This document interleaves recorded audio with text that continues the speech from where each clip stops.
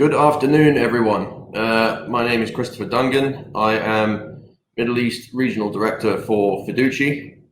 Fiduchi is a private client, corporate fund, employee and yacht services business based in Jersey in the Channel Islands.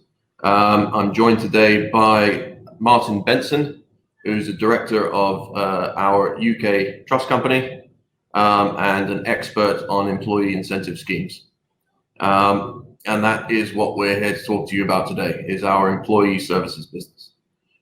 Just before we begin, a couple of things. On your screens, you should have a chat function, which you should feel free to use to submit any questions you have while we are speaking. And we will then answer them towards the end. Also, under the Files tab on the side of your screen, you'll see we have a little bit of literature about our employee services business, incentive schemes, savings plans that you should feel free to download and have a read if you wish. So to begin, employee services is not a new business. We've been doing this in Jersey and the UK for a number of years.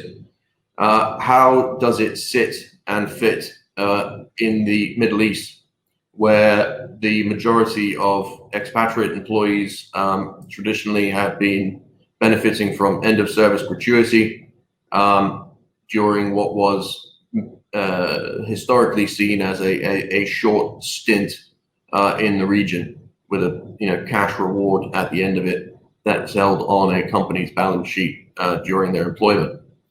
Well, the environment is changing in the region, and we've seen that in Dubai, especially in the past year with the development of the workplace savings scheme in the DIFC, which is essentially a quasi-pension plan, and that has done away with the end of service gratuity regime for expats in the DIFC. And the trend is continuing across the region, both in private and public companies.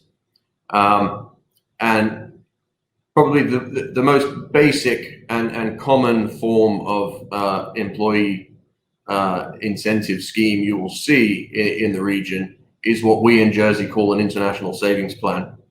Which is essentially a workplace pension, which is extremely flexible, whereby an employer will set aside a certain amount of money every month, equivalent to X% of the employee's salary, which the employee may or may not wish to match, and that money will be kept aside until the end of employment, and essentially it's used as a recruitment and more so retention tool for employers. And in this part of the world, it's used sometimes in place of end of service gratuity, which is allowed in the UAE, even outside the DIFC. But also we have clients, for example, who run this alongside end of service gratuity purely as a retention tool. I won't say too much more about international savings plans at this point. By all means, feel free to download our briefing notes on it. It's a fairly straightforward scheme, and I think the important takeaway on international savings plans set up in Jersey is they are extremely flexible. They can be tailored to each employer's desires in terms of how much or how little complex the employer wishes to make them.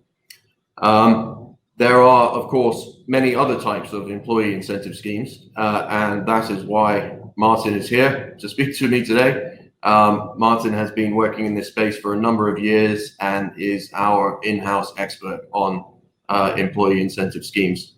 So to start with a very basic question, Martin, what is an employee incentive scheme? Hi, Chris. An employee incentive scheme is a term we use to describe any arrangement that an employer might put in place to to address what is probably the biggest single challenge that any employer faces once it reaches a significant size, and that is, how do you motivate your workforce to succeed in your market? Clearly, businesses are affected by many things that may be outside their control, like pandemics and global crises and so on. But there are things that a business can control. And one of the biggest variables is the extent to which your employees are motivated to perform to grow your business. Clearly, if you recruit an employee and you just pay a basic salary, the likelihood is what you're going to get in return for that is the employee's basic services that will be motivated to provide whatever is necessary to justify the salary. Obviously, most employees are expected to exercise skill and professional judgment and creativity and so on, and their output is variable. And so what you want to achieve is to get all of your workers to feel engaged and motivated to provide the best that they can, covering all of their skills. Now, the almost universal solution to this dilemma is for the business to provide an incentive which is variable in amount and calculated by reference to some measure of success in the business. So the vast majority of schemes will measure success by reference to the level of profit in the business or the share price, or in private companies it's often the value of the company itself as measured by an independent expert periodically. But all of these things are clearly just essentially trying to measure the same thing, and saying to employees, look, if you contribute the best you can to grow the business, you will reap some of the rewards from that growth. So having sort of established that principle, one might then ask, well, what are the obvious ways to set about doing this? Now, around the world, certainly in Western countries, in the US, UK, Europe, and most of the developed world, it's become commonplace to use shares. And the underlying thought process is, if you're the owner of a company and you want to motivate your employees, you want to provide this reward that's based on future success, the best way to do it is to get your employees to actually become shareholders. So they start thinking like you do and working towards the growth and the success of the business. So if you download the accounts of almost any listed company in most countries, what you'll find is that every year the shareholders are asked to vote on a resolution to confirm that the board is permitted to issue new shares to employees at a rate which will result in the dilution of existing shareholders from 100% down to 90% over any given 10-year period. And so the thought process is, if we didn't have this scheme, we would achieve a certain result over the coming years. But if we have this scheme, we forego 10% of the value of the company. The motivational effect will be such that our remaining 90% will be worth more in 5 years' time than it would be if we didn't have this scheme. So that's if you use shares. Obviously, you could have a scheme that just promises employees amounts of cash that are similarly related to profit. So you might say, if we achieve certain profit levels, we'll pay you out a bonus based on maybe 10% of the profit. So one way or another, the owners of the company have to think, well, either we have to dilute our ownership, or we have to accept there will be greater costs in money going out of the business when this scheme matures. And so which of these alternatives is better? As I said, around the world, the majority have gravitated towards shares, and I think probably the real reason for that is that, by and large, companies want to keep as much cash as they can for investment in capital, in or growing the business. And dilution leaves the cash in the company, enables all of that investment to happen, and involves just a certain amount of dilution to existing shareholders. But having said that, one does see schemes that involve cash bonuses and so on. So you might ask, well, what is it that might drive people's cash? And I think probably there are two main reasons. Firstly, many countries have regulations that can limit an employer's freedom to use real shares. In every country, you're going to have securities laws, company law, stock exchange rules, and so on that can limit an employer's freedom to give shares. But by and large, all of those sorts of regulation have tended to be relaxed. We've seen a flow of legislation in the UK, in the Middle East, and elsewhere, whereby governments have recognised that it is a good thing to give shares to employees, and so we will relax the law to encourage that to happen. So that's worth bearing in mind. But the other main driver towards cash, in my experience, is that you often find in private companies that the company will be owned by a relatively small group of shareholders who may be a family, they may be the original founders of the business. And they tend to be very proud of what they've achieved. They've grown the company to a certain level of success, and they tend to be very reluctant to contemplate dilution of their ownership rights. And what I would say to people in that situation is that very often what we can achieve is to respect all of your ownership rights, to allow you to retain everything that is important to you in terms of those rights, but at the same time to give real shares to employees. And so if you look at, what does your share ownership actually give you? I would say basically it boils down to three types of ownership right. There's a right to vote, a right to receive dividends, and a right to receive some sale proceeds when you sell the shares. Now, if you want to motivate your employees with shares, but you're nervous about giving the employees voting rights, one approach would be to say, well, we'll keep all of the existing shares, but we'll create new shares that have no voting right, but they might have similar economic rights. And so we give those shares to employees. They can start to feel like shareholders with some element of ownership, but we keep what is important to us. You might say, well, we want to continue to receive all of the dividends. And again, I would say, well, you could have a special class of share for employees that don't receive dividends, but otherwise, would participate in capital.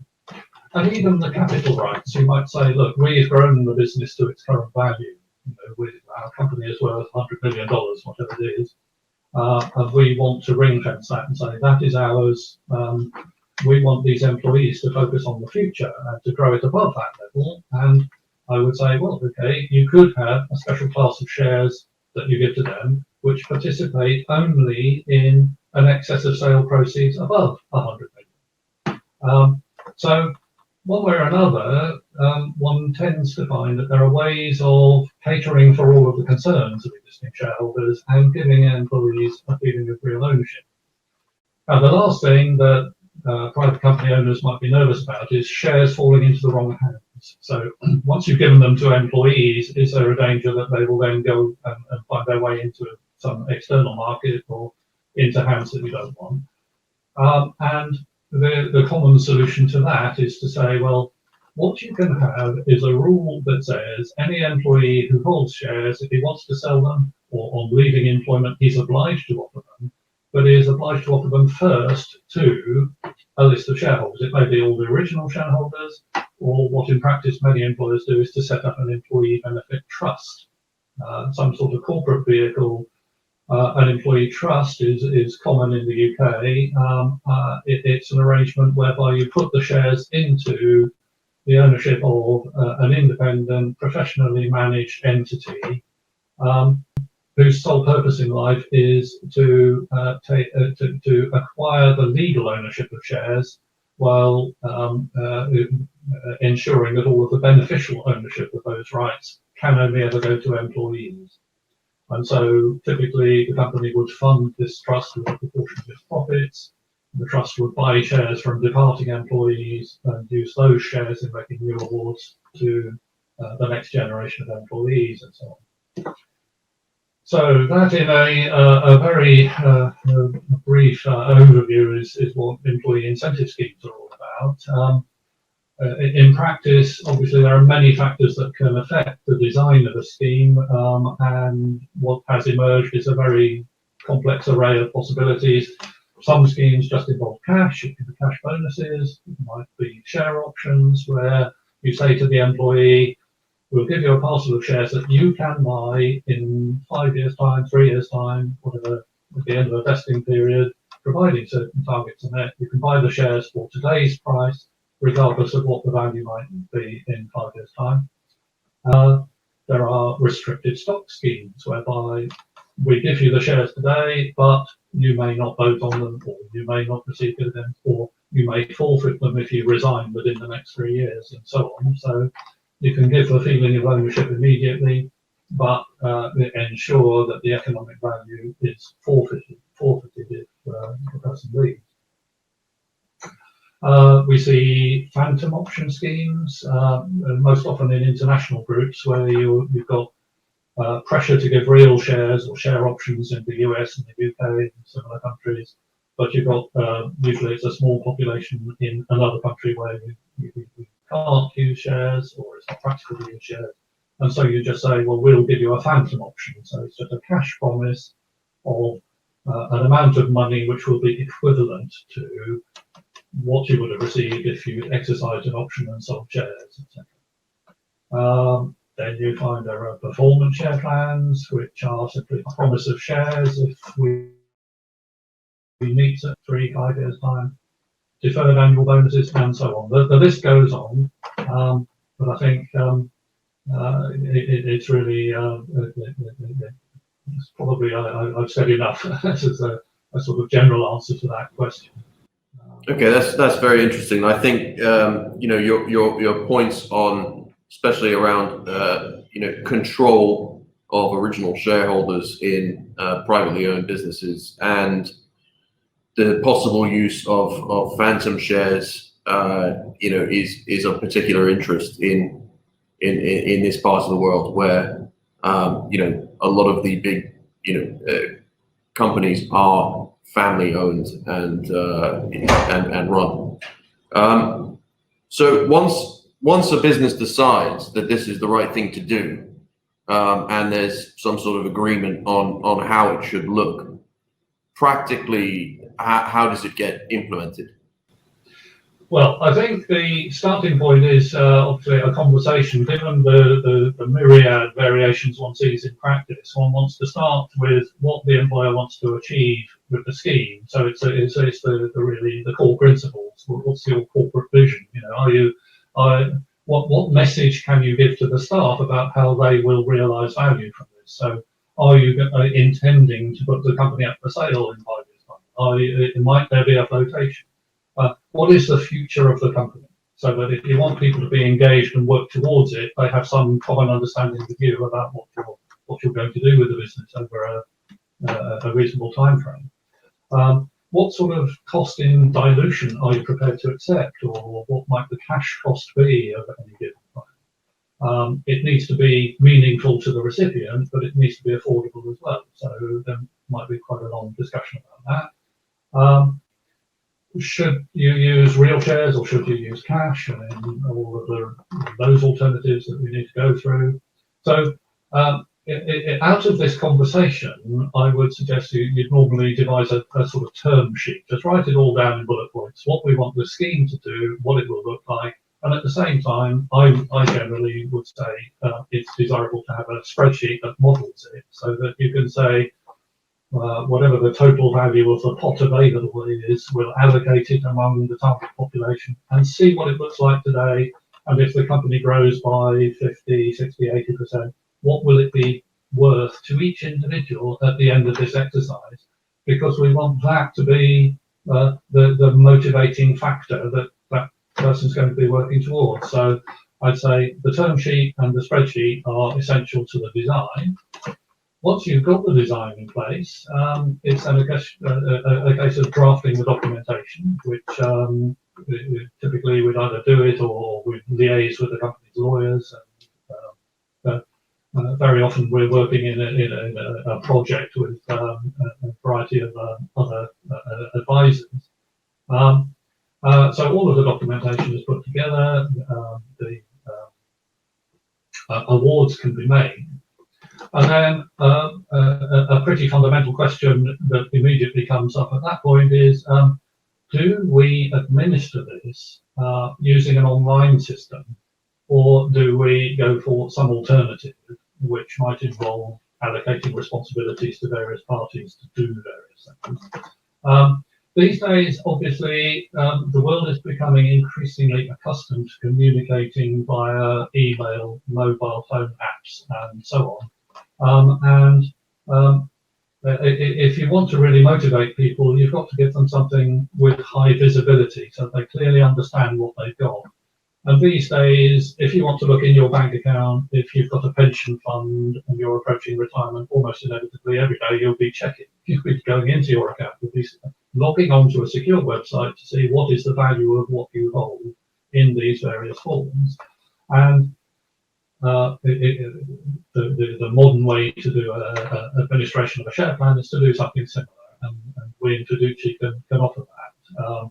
So you would log on to the website, you look on your mobile, you can see the value of your awards from day to day. It's obviously secure, it's up to date, it's available 24/7. Obviously, it comes at a cost. For smaller companies who don't want to go into that sort of expense, we can allocate responsibilities. It can all be managed with spreadsheets that are either managed in-house or in conjunction with us. And you just have to agree internal and external responsibilities for dealing with levers, for new awards, for regulatory reporting and so on. One of the downsides of that is to the extent that you do things in-house, you might need to think about, what happens if the custodian of all of this information leaves? How secure will all of that corporate knowledge be if a person leaves? And an online system can obviously avoid that issue. Yeah, thank you for that. I think just one thing I would add is I think that another advantage of not necessarily outsourcing the administration, but having an external party holding, whether it's cash or shares on the employee's behalf, is the security that would give the employee that these will actually be realized. They're not held on the company's balance sheet, which I think is important, especially in this part of the world, at least. So the last question, Martin. Why would an employer consider such a scheme? Well, as I said at the outset, probably the most important single factor is the motivation of your workforce is a crucial issue for practically all businesses of any size, and you have to have something to address, the marketplace. If your competitors are following a certain practice, you need to keep up with them or try to achieve, some result at the top of the range of possible alternatives. Also, in the current environment, obviously the world is suffering from this pandemic, and we've all been disrupted by it. It's had an impact on the value of businesses all over the place, and people are now, furlough schemes are coming to an end, and employers are having to make very painful decisions about redundancy programs and so on. You have to cut costs. One element in the planning for that, where this sort of scheme might have a role to play is in offering employees some form of share purchase arrangement, whereby you could say to an employee, look, while share values are currently relatively low amid all this uncertainty, if you can afford to give up a bit of your cash pay, we will sell you some shares at today's price. You can hold those shares, and in a few years' time, hopefully there'll be a recovery. You might find it's a very good investment, but it saves us the cash. So, we might be able to save a few jobs if we get a reasonable take-up in an offer like this. And around the world, in the UK, in the US, there are ways in which you can do this, which saves tax as well. It could be a tax-free offer, so you don't pay tax on the salary that you're giving up in order to buy the share.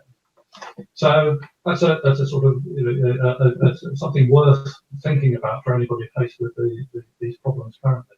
I suppose another thing I should mention is you might ask why is it that listed companies all over the world do this? Why do people use shares to incentivize people? And there's been quite a lot of academic research which has demonstrated that companies who widen share ownership to include employees tend to perform better than those who don't. This research has identified at least 4 distinct reasons for this, or 4 distinct advantages. First of all, obviously company performance improves if people feel more motivated. So if they can see that they're working towards a goal that's personal to them as well as the company, they will work better and produce that result.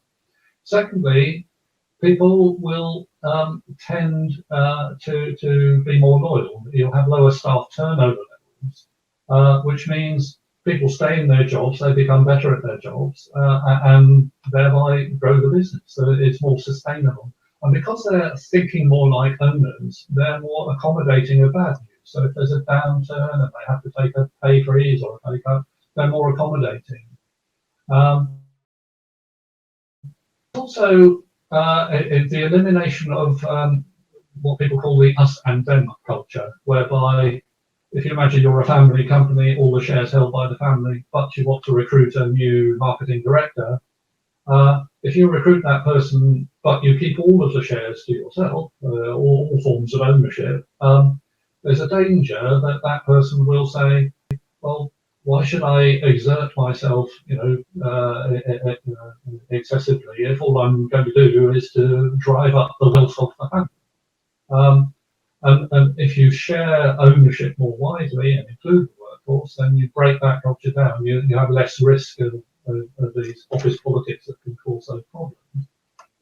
And then finally, the last advantage shown by the research is that you tend to get better employee engagement if you have a system in which employees have a voice in the constitutional affairs of the company. So if they have shares, they might be entitled to come to the AGM and they might be entitled to vote, and that might give them something that's important to them. I've known cases where clients have said, well, as soon as I gave some shares to my staff, they were all rushing off to LinkedIn to say, here's my name, I am an owner of the company.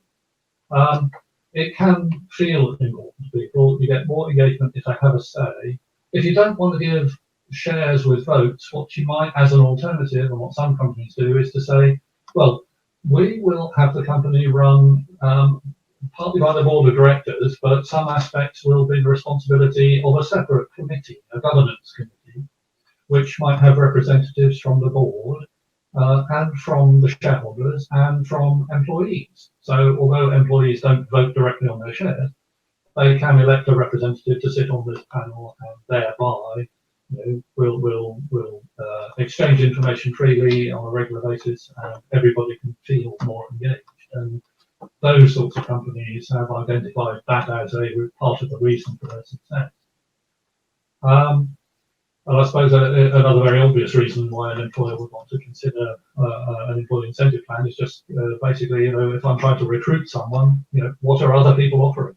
What is the marketplace offering to the staff? I must have an answer when that question comes up.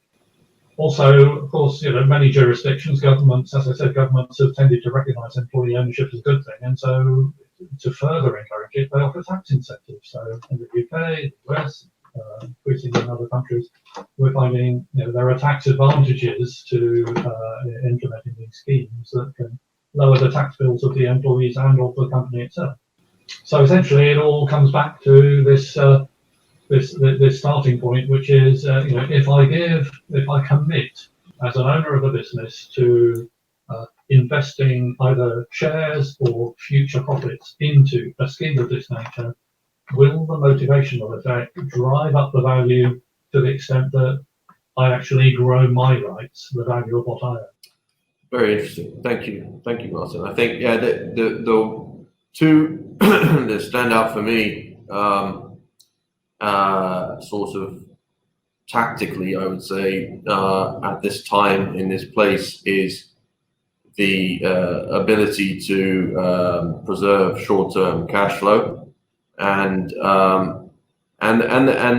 you know, recruitment when your competition is you know, offering this sort of benefit, and that is increasingly the case even in this region. So that's very interesting. Thank you for your thoughts on that broad overview of these schemes, Martin. Let's see if we have any questions that have come in. We've got one question here. How much does a scheme like this cost? Well, it won't surprise you to learn that that very much depends on the scheme. There are a number of things that can impact the cost. Obviously, who does the work? Some clients are very switched on and they're very clear and they know exactly what they want, and our contribution to the process may be relatively small. Some clients can do a lot of the work themselves in-house, or some clients want to engage other professionals to do, for example, the legal work, the legal drafting, etc. So the work that we Fiduchi might perform will vary according to the size of the company, the size of the workforce, the complexity, etc. So I'm sorry I can't, that doesn't give you a figure, but all I can say is that the smallest, cheapest type of plan would be a simple cash bonus scheme. It's got a small number of employees, might not take more than a number of hours to put together. Might be in below thousands of pounds in total. When you get into a more complex scheme, online administration, the cost will obviously rise, and it's very difficult to put any meaningful figure or even to offer a range without knowing more about a particular employer. One other question here is why can't businesses run these internally? Why would they need someone external to do it? Generally speaking, what you'll find is that employee incentive plans are plans which involve quite a range of external regulation. So you've got tax law, securities law, company law, trust law, employment law, contract law, stock exchange rules. There are so many complex rules that are potentially relevant that it's extremely rare for any employer to have all of the necessary expertise in-house. And so you would save a lot of time and trouble if you just engage somebody at the outset who has experience of this, because for most businesses, this is not your bread and butter. Dealing in employee share schemes, designing them, and implementing them, it's not something that a company does every day of the week. It is something that we do every day of the week. So you might find that you end up with the happier solution is just to engage someone who can provide the service efficiently and get you from the beginnings of your thought process to implementing a scheme quicker and more cost effectively than if you attempt to do it alone. Okay.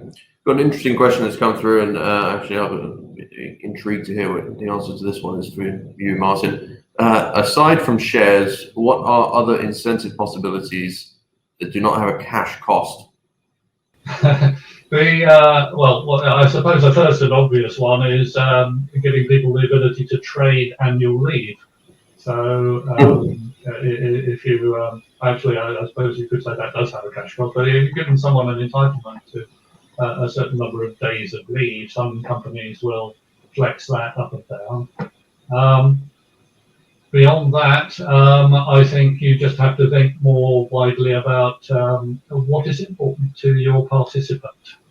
Is it status? Is it, maybe simple things like having your own office? Maybe the softer HR issues, or just think about the target population. What's important to them? And is there anything that they might like you to have a focus group to consider it?